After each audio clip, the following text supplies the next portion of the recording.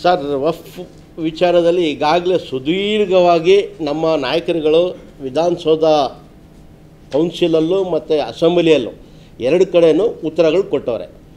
ಅವರು ಉತ್ತರ ಕೊಡೋ ಸಂದರ್ಭದಲ್ಲಿ ಎಲ್ಲ ಬಿ ಜೆ ಪಿ ನಾಯಕರುಗಳು ಏನು ಎಗರಾಡ್ತಾಯಿದ್ರು, ವಫ್ ಆಸ್ತಿ ಸಾವಿರಗಟ್ಟಲೆ ಹೊಡಿತಾ ಇದ್ದಾರೆ, ಸಾವಿರಗಟ್ಟಲೆ ರೈತರುಗಳಿಗೆ ನೋಟಿಸ್ಗಳು ಕೊಟ್ಬಿಟ್ಟವ್ರೆ, ಹಾಗೆ ಈಗ ಅಂತ ಹೇಳಿ ಅದಕ್ಕೆಲ್ಲ ಉತ್ತರ ಅಲ್ಲಿ ಸಿಗ್ಬಿಟ್ಟಿದೆ. ಕ್ಲಿಯರ್ ಕಟ್ಟಾಗಿ ನಮ್ಮ ನಾಯಕರುಗಳು ನಸೀರ್ ಅಹಮದ್ ಆಗಿರ್ಬೋದು, ಜಮೀರ್ ಮಿನಿಸ್ಟರ್ ಆಗಿರ್ಬೋದು, ರಿಜ್ವಾನ್ ಅರ್ಷದ್ ಆಗಿರ್ಬೋದು ಸುದೀರ್ಘವಾಗಿ ಕೊಟ್ಟವ್ರೆ. ಒಂದೊಂದು ಪ್ರಶ್ನೆಗೂ ಉತ್ತರಗಳು ಕೊಟ್ಟವ್ರೆ.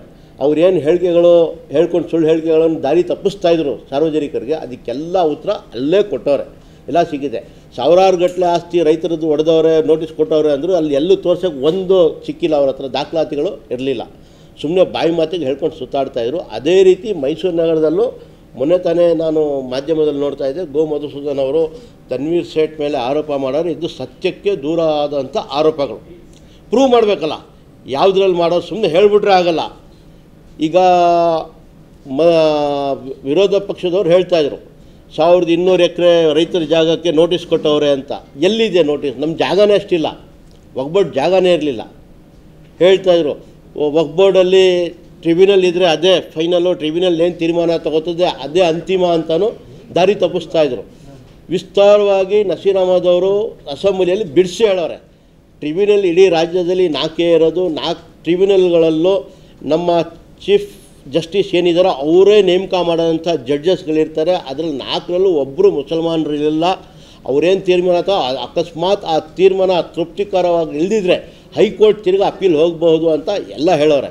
ಅಷ್ಟು ಹೇಳಾದ್ಮೇಲೂ ಪುನಃ ಸಾರ್ವಜನಿಕರಿಗೆ ದಾರಿ ತಪ್ಪಿಸುವಂಥ ಕೆಲಸದ ಈ ವಫ್ಫನ್ನು ಒಂದು ಅಸ್ತ್ರ ಮಾಡ್ಕೊಂಡವ್ರು ಅಷ್ಟೇ. ಅದು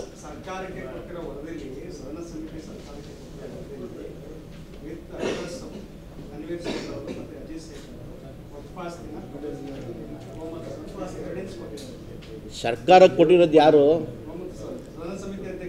ಸದನ ಸಮಿತಿ ಅಧ್ಯಕ್ಷರು ಕೊಟ್ಟಿರೋದಲ್ಲ. ಅನ್ವರ್ ಮಾನಪಾಡಿ ರಿಪೋರ್ಟ್ ಮೇಲೆ ಇವ್ರು ಮಾತಾಡ್ತಾ ಇರೋದು. ಇಲ್ಲ, ಯಾರು?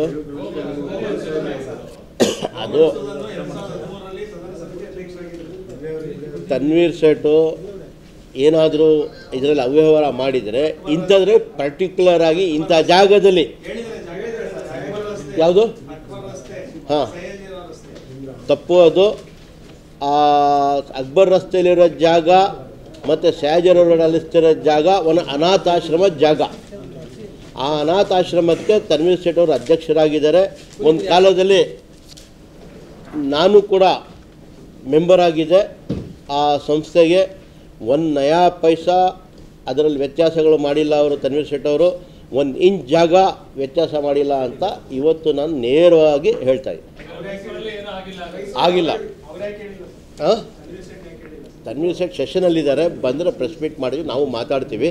ಆದರೆ ಈ ಆರೋಪ ಸತ್ಯಕ್ಕೆ ದೂರ ಆದಂಥ ಆರೋಪಗಳು.